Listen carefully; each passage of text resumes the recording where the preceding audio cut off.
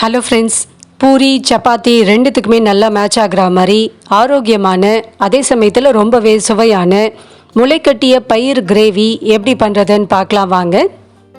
Gravy பண்ணுறதுக்கு ஒரு வாணலியில் 4 spoon எண்ணெய் விட்டு கொஞ்சமாக கடுகு, சீரகம், மஞ்சள் தூள், 1.5 ஸ்பூன் மிளகாய் தூள் சேர்த்து லேசாக வதக்கி எடுத்துக்கலாம். மிளகாய் தூள் சேர்த்த பிறகு அடுப்பை லோ ஃப்ளேமில் வச்சுக்கலாம், அப்போ தான் கருகாமல் இருக்கும். நமக்கு எந்த அளவுக்கு கிரேவி தேவையோ அந்த அளவுக்கு வெங்காயம், தக்காளி எடுத்துக்கலாம். இன்றைக்கி நான் 2 வெங்காயத்தை பொடியாக நறுக்கி எடுத்திருக்கேன், அதையும் இதில் சேர்த்து வதக்கி எடுத்துக்கணும். 2 ஸ்பூன் இஞ்சி பூண்டு விழுது, சுவைக்கு ஏற்ப உப்பு சேர்த்துட்டு லேசாக வதக்கிட்டு தக்காளியை நான் அரைச்சி தான் சேர்த்துருக்கேன், அப்போ தான் கிரேவி நமக்கு நல்ல கலர்ஃபுல்லாக கிடைக்கும். ஒரு 3 பழுத்த தக்காளியை அரைச்சி இது கூட சேர்த்து வதக்கி எடுத்துக்கணும்.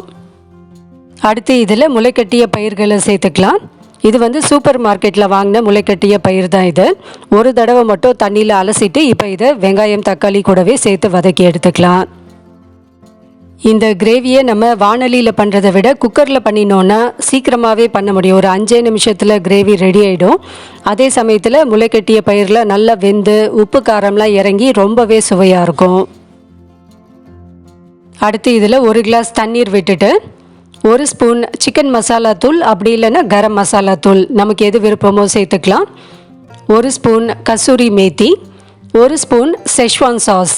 இது ஆப்ஷனல் தான், நமக்கு நல்ல காரசாரமாக வேணும்னா இதை சேர்த்துக்கலாம், இல்லைன்னா ஸ்கிப் பண்ணிடலாம்.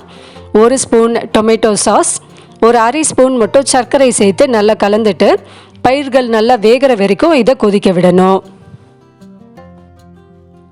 இது குக்கரில் பண்ணும்போது பார்த்திங்கன்னா நல்ல சீக்கிரமாகவே ஒரு 5 நிமிஷத்தில் கிரேவி ரெடி ஆகிடும். வாசனையும் பார்த்திங்கன்னா ரொம்ப நல்லாயிருக்கும். பூரி சப்பாத்திக்கெலாம் ரொம்ப அருமையான சைட் டிஷ் இது. கண்டிப்பாக இதை ட்ரை பண்ணி பார்த்துட்டு உங்கள் ஃபீட்பேக்கை நம்ம கூட ஷேர் பண்ணிக்கோங்க. தேங்க்யூ.